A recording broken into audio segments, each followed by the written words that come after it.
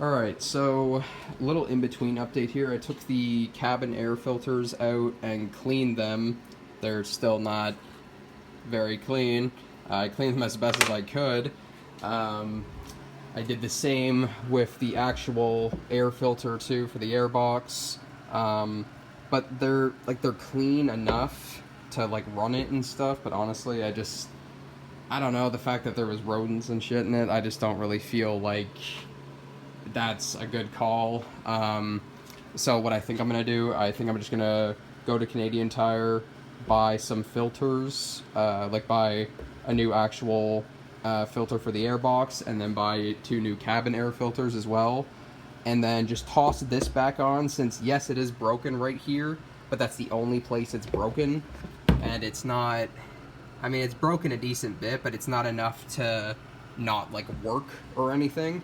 So I'm just gonna roll with this for now, change out the filters for new ones, and roll with that for now. But this, which is the, I believe it's called a resonator box or something like that, is supposed to reduce the noise of your air intake, or just the noise in general, I suppose, that the engine makes.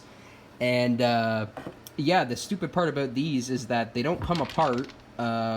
Like I thought, they don't come apart at all. So if you get acorns and shit in there, they just, I guess they're just in there for good.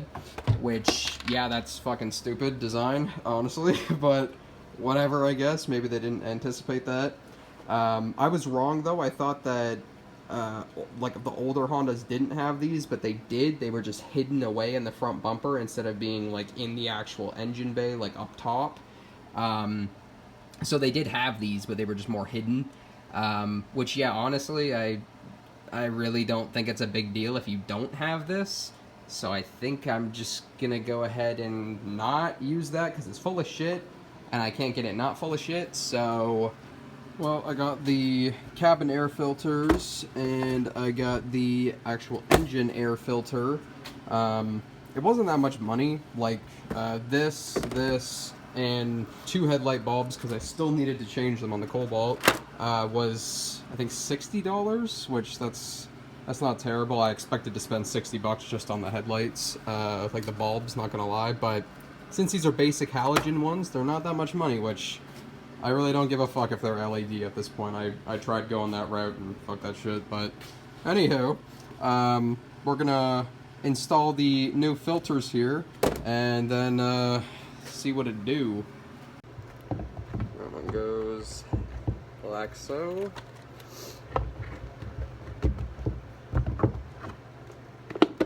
Cover on. I'll have to screw that down in a second.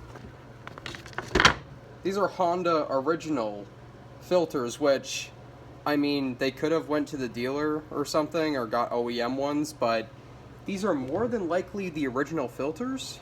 So, yeah, it's probably the original air filter too, so I think it's probably good that I went and changed it, not even just because the whole chipmunk or whatever fucking thing was in there incident. Alright, so the next step would be installing this little guy again, which I'm really hoping it goes back in there okay, but I guess we'll see. Alright, so the sensor went back in without incident. And then we got to get the hose back on here. I just got to put the clamp back on. Then screw the screws into the top, and then should be good to install it.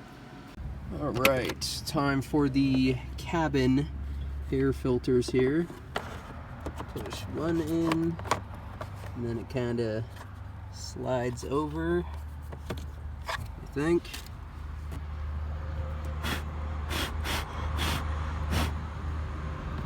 Trying to keep these somewhat clean while I install them.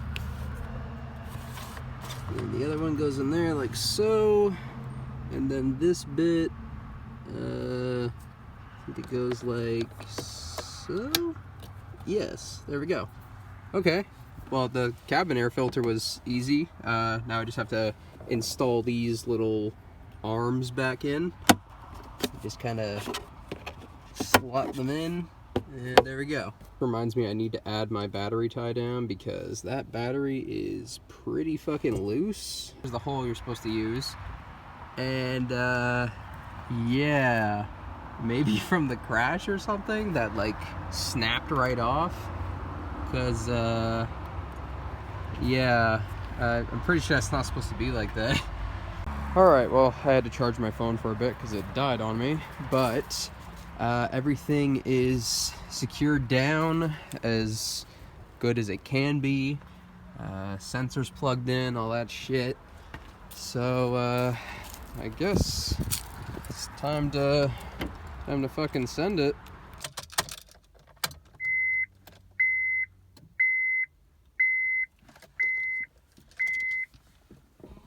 Let's see.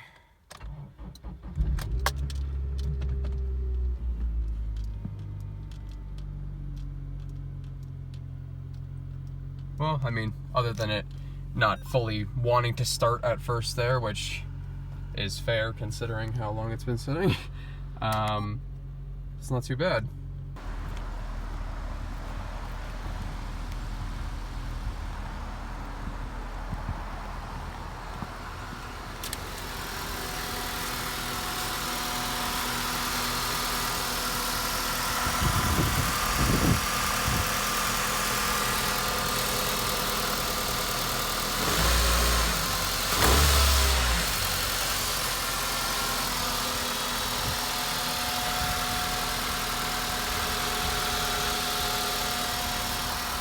Alright, well, everything seems decent, other than the smell.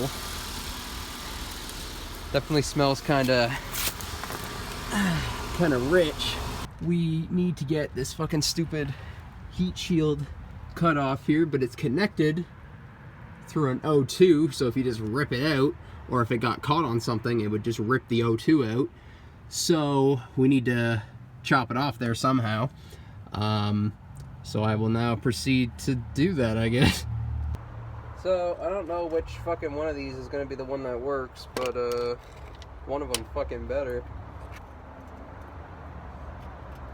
Man, starting to make me mad. You know that?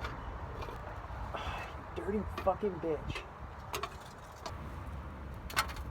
Oh my god, I think I fucking did it. Oh my god, I did it. Yes. Fuck you. Okay, wait. Do not do anything stupid here that might get the fucking wire to shred off or some shit, because that's very sharp. I did a cut, but yeah, it's a very, very sharp cut. So, okay. Bitch, stay fucking still. I swear to God. Aha! And then, fuck you. Fucking piece of shit, fuck you. And I'm pretty sure the O2 is okay. Gonna see if they'll fire up again without any issue. Much better startup that time. Alright, well, it has finally moved. We're pretty much bone dry where it was sitting, apart from a few little piles of rust and shit like that, but yeah, it's not leaking anything, so that's a plus. Seems to be running good, so I was already pretty positive that that was our issue as to why the engine wasn't running too great. I'm just gonna stuff this in here, and I gotta remember that that is there, but I'm gonna stuff that in there just to kind of prevent anything from getting in there for right now, since it's not going to be moving a whole lot. But I would call this a success for today. I mean, you know, there's so much bullshit to do, and it's snowing. Why the fuck is it snowing?